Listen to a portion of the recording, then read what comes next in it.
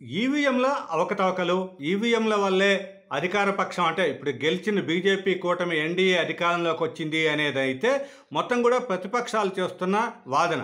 అయితే దీనిని కేంద్ర ఎన్నికల సంఘం ఎన్నిసార్లు ఖండించినా సరే ఇదంతా కూడా ఒక ప్రచారం అయితే జరుగుతోంది.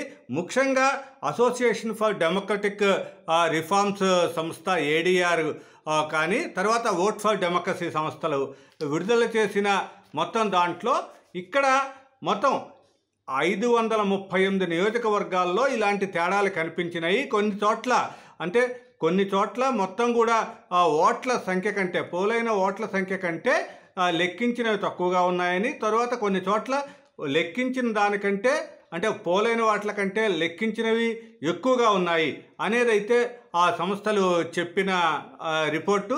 అయితే దీని మీద కూడా పూర్తి స్థాయిలో చర్చ జరుగుతోంది. అయితే దాన్నంతా అట్లా ఉంచితే ఇప్పుడు ఒంగోలు శాసనసభ నియోజకవర్గానికి వైసీపీ తరఫున పోటీ చేసిన బాలినేని శ్రీనివాసరెడ్డి తాజాగా దీని మీద మొత్తం కూడా ఇక్కడ 12 పోలింగ్ కేంద్రాలలో తనకి అనుమానం ఉంది అనేదైతే బాలినేని శ్రీనివాసరెడ్డి ఎన్నికల సంఘానికి ఫిర్యాదు చేయడం జరిగింది. అయితే ఇక్కడ ఎన్నికల సంఘం రీకౌంటింగ్ చేయాలి అంటే కొంత ఫీజు కట్టాల్సి ఆ అభ్యర్థి అంటే ఫిర్యాదు చేసిన అభ్యర్థి కొంత ఫీజు కట్టాల్సిన అవసరం ఉంటుంది.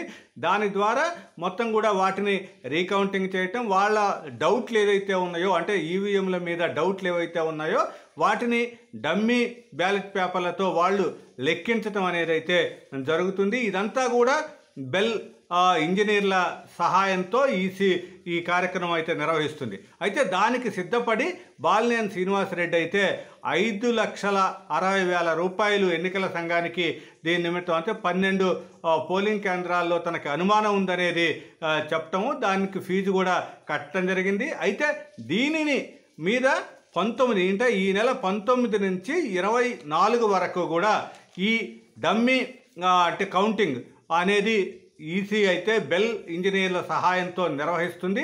దానికైతే ఏర్పాట్లు చేస్తుంది. కాబట్టి ఈ మొత్తం అట్లే బొబ్బిలి నియోజకవర్గం నుంచి వైసీపీ అభ్యర్థిగా పోటీ చేసిన చిన అప్పలనాయుడు కూడా తనకి కూడా అనుమానం ఉందని చెప్పటం, దాన్ని కొన్ని పోలింగ్ కేంద్రాలకు సంబంధించి దానికి కూడా నిర్ణీత ఫీజును చెల్లించడం జరిగింది.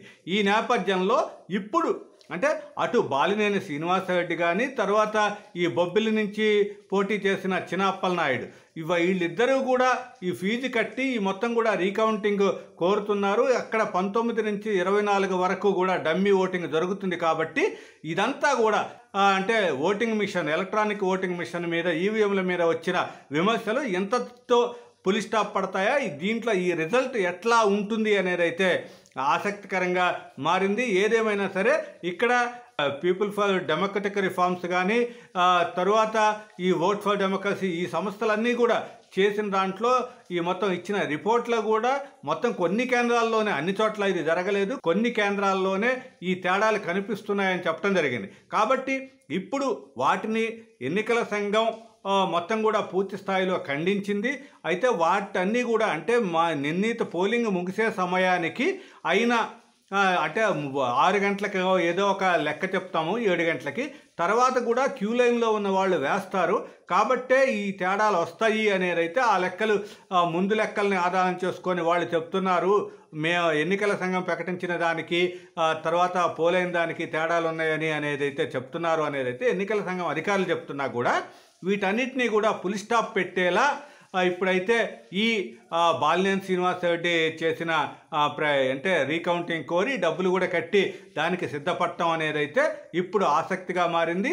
దీని ద్వారా మొత్తం కూడా ఈవీఎంలో ఉన్న అనుమానాలు అయితే నివృత్తి అయ్యే పరిస్థితి అయితే కనిపిస్తుంది. ఏదేమైనా సరే దీని ద్వారా ఒక మంచి రిజల్ట్ వస్తుందంటే దాంట్లో తప్పుందా లేదా డమ్మీ బ్యాలెట్ల లెక్కింపుతో వాళ్ళకైతే ఒక వైసీపీకి ఒక క్లారిటీ అయితే వచ్చే అవకాశం ఉంది. దీని మీద అంటే ఆ ప్రక్రియ పూర్తయిన తరువాత ఏ విధంగా వైసీపీ నేతలు కానీ బాలినేని శ్రీనివాసరెడ్డి కానీ స్పందిస్తారో వేచి చూడాలి. ఏదేమైనా సరే ఇప్పటికే ఇప్పుడు దీని మీద సుప్రీంకోర్టులో కూడా పిటిషన్ దాఖలైంది. దానికంటే ఇదన్నిటి మీద ఎన్నికల సంఘం కూడా పూర్తి స్థాయిలో స్పందించాల్సిన అవసరం కూడా ఉంది. కాబట్టి ఈ ఏపీలో జరిగే ఈ 2 చోట్ల రీకౌంటింగ్ ఏదైతే ఉందో అది అంటే అటు ఒంగోలులోను బొబ్బిల్లోను జరిగే రీకౌంటింగ్ ఏదైతే ఉందో అదైతే ఒక ఎగ్జాంపుల్గా ఈవీఎంల మీద వచ్చే అనుమానాలను నివృత్తి చేయడానికైతే ఉపయోగపడే అవకాశం అయితే కనిపిస్తోంది.